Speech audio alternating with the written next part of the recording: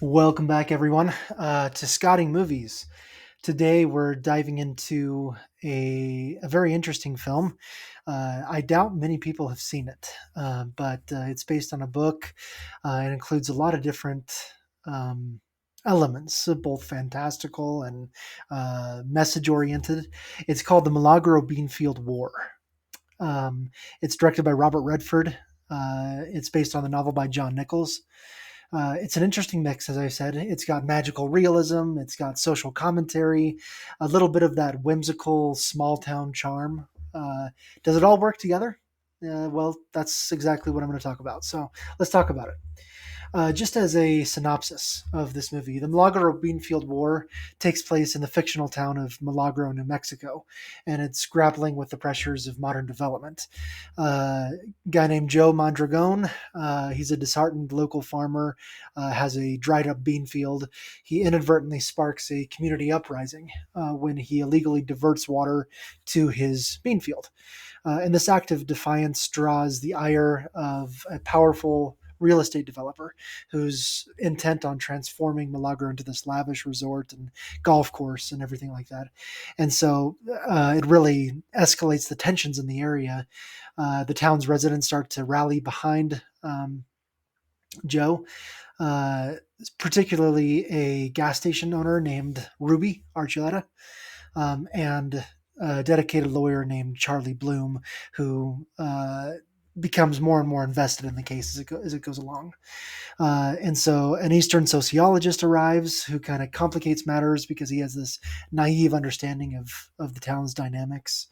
And the conflict reaches a boiling point, leading to a real climactic showdown where the real estate developer and the governor are all involved, and they send a guy down to arrest Joe and do all these other things, and really questions the price of progress. So that's what the movie's about. Um, so let's uh, let's talk about magical realism for a second here. It's one of these storytelling devices that can either elevate a movie or just leave some viewers scratching their heads. I have a pretty interesting connection to it, to this style of storytelling. I worked for Jefferson County Public Library probably 4 or 5 years ago, and I was in charge of and helped plan an event to bring in Isabel Allende, who's one of the most celebrated authors, who uses magical realism in everything that she does. So through that, I became really familiar with how this genre works.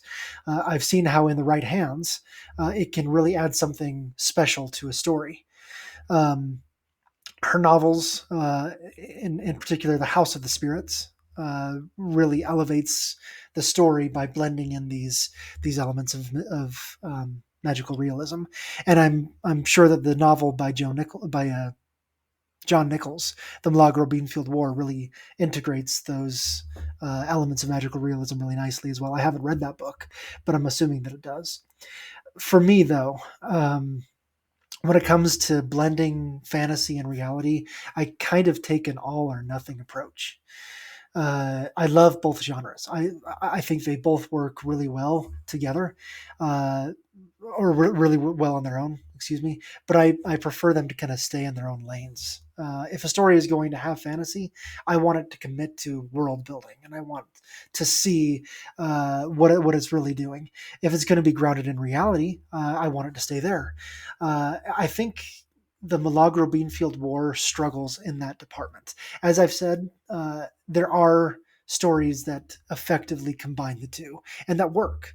I'm not saying that it can't work. I'm saying that it's difficult for me and probably for other people that view that watch these movies or read these works. It's difficult sometimes for us, speaking from my perspective, for it to really work together for us. And I think the Milagro Beanfield Ward struggles in that department. The mystical elements feel like they're meant to enhance the story, but instead they just kind of make it disjointed and don't tell the story the way that I think it should be told. Uh, so I'll get back to that in a second, but let's talk about the performances here, which are a big highlight. Chick Venera plays Joe Mondragon. He brings a lot of energy and likability. to that character. He's this fiery, really determined guy who embodies that rebellious spirit. Even though what starts it is an accident, he really takes it up a notch with everything that he does. The supporting cast is stacked. It includes a lot of really well known names: Christopher Walken, Melanie Griffith, John Hurd, Daniel Stern. They all bring something to the table. Even if at times their characters lean a little too far into caricatures. Honestly, that's the kind of this film's slightly surreal, exaggerated tone that's trying to be a little bit more cynical, and it's a little bit more of a comedy. So I'm okay with some of those things, but we don't get real characters necessarily from some of these big names. We get caricatures, and that's one of the things that I think it struggles with. Let's talk about Robert Redford. Obviously, he's a legendary actor. Beyond that, he's been a lifelong political activist. He's an environmentalist, a vocal supporter of Native American rights, a critic of corporate overreach. Basically, everything this movie is about. Obviously, you can tell those messages are what he really understood. Those are what he really wanted to get across to the viewer. The themes of community, oppression, environmentalism, they come through loud and clear. But when it comes to the more mystical elements, like I've talked about, the magical realism, I don't think he had the same level of understanding. It feels like he appreciated what magical realism was going for, but didn't quite know how to integrate it or how to make it work within the film's broader message. Um, Again, let's not forget what the Milagro Beanfield War is really about. Beyond the quirks and mystical elements, it's a movie that has something to say about corporate greed, racism in some cases, sexism in other cases, how capitalism crushes traditional way of life. And that message still holds up today. But here's the thing: this story, both what I've read about in the book and in this film, it's supposed to be cynical. It's supposed to be a funny comedy.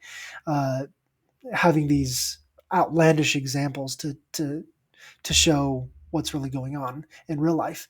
I think Robert Redford wanted to make sure that his audience didn't misunderstand his stance.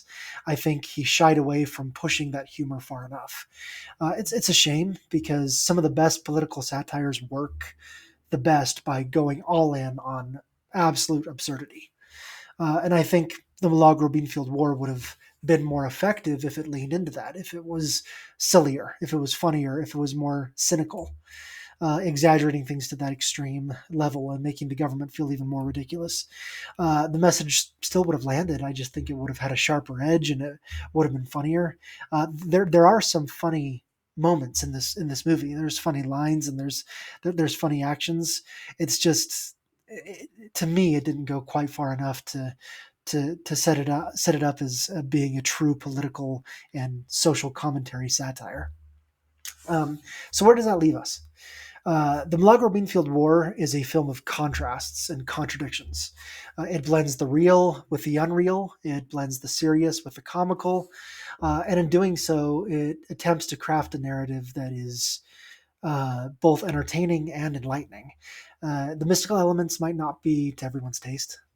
The film's underlying message about the power of community, the struggle against larger corporations and oppressive forces, all of that does offer a compelling reason to watch.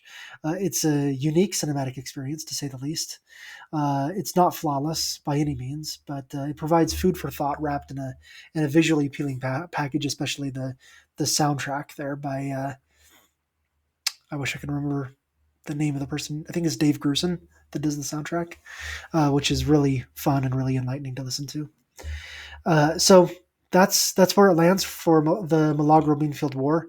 All of those things kind of combined leads me uh, to say, obviously, it's not a bad movie, but I'm going to leave this with a C for a viewing experience. So that's it for today's episode of Scotty Movies. Thanks for hanging out and talking to me about the Milagro Beanfield War.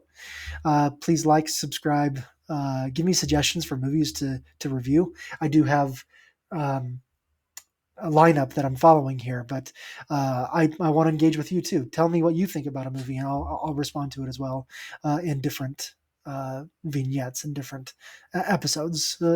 Join me, talk to me about the movies that you like or didn't like, especially if you were in the minority. We'll talk about those. For example, if you've seen the Milagro Beanfield War, did the magical realism work for you? Do you think it should have leaned harder into the comedy side of it? Let me know. As always, stay tuned for more deep dives into movies, reviews, and of course, um, let me know how I can do better. Thanks, everyone.